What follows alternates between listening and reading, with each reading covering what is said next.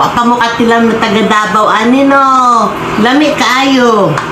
Mauni ang bunga sa kamunggay na dili ginapansin sa Davao. May buntag. Magsudan ko karon og pakbit Ilocano. Kani, kabalo mo sa ane, lami kaayo. Wa pa mo katilang na taga Davao ani no. Lami kaayo. Pagbalat nito, ganon mo, ha? Yan. Tapos, uulitin mo ulit. Ganyan. Ganyan. Hanggang maubos dito, sa palibot, ganyan. Tapos, puputulin mong ganon. Yun. O, tapos na. Sayang kaayo sa bunga. Dito sa punuan kay maugalang na siya. Dugay na ko diri sa Davao. Usahay la ako makakaon ani. Guys, kani wala pa napanitan ha. Wala pa napanitan. At itong napanitan na mo, nini siya. Oh, kung gusto niyo kilawan ang kamunggay, kung gusto niyo magkuha sa punuan, ayaw jud ninyo kuha itong mga dagko kay gahi na ang buto. Ang kasarapan niya, ganito o ganito ka sizes. Lamig kaayo. Ani ang magluto sa among mga Ilocano ha. Hugasan nimo, isagol-sagol tanan mga gulay, kamatis, okra, talong, bunga sa kamunggay. Oh, kani ha, lamig kaayo akong kaon.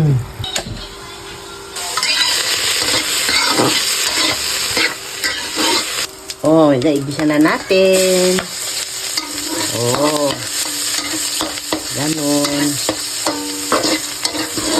Yan, ganon. Papupulahin ang ahos, buyas. Pagpalitan mo yan. Ganyan. Ang laman.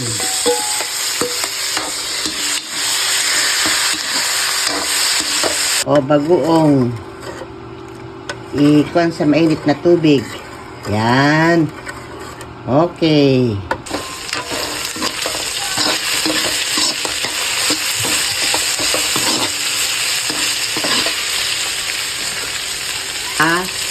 Maraming kamatis para masarap. Yan. Okay. Okay, guys.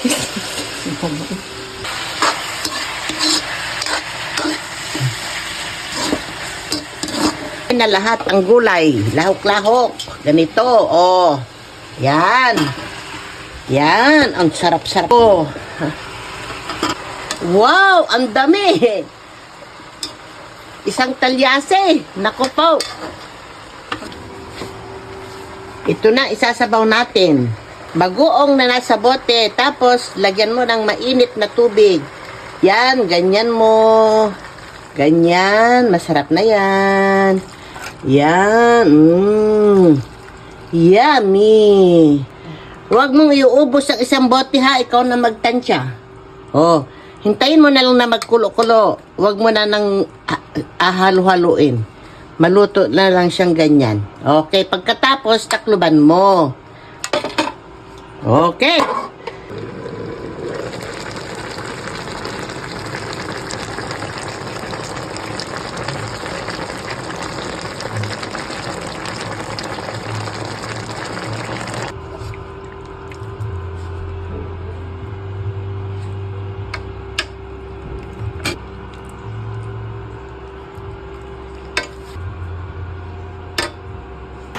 Kani, mukhaon sa kamunggay ha.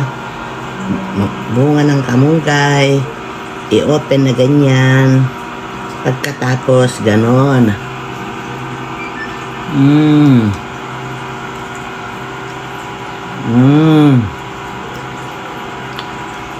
Dami kayo.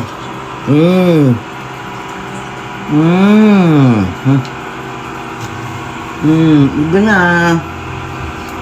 Ito ang buto. Ito ang kamote.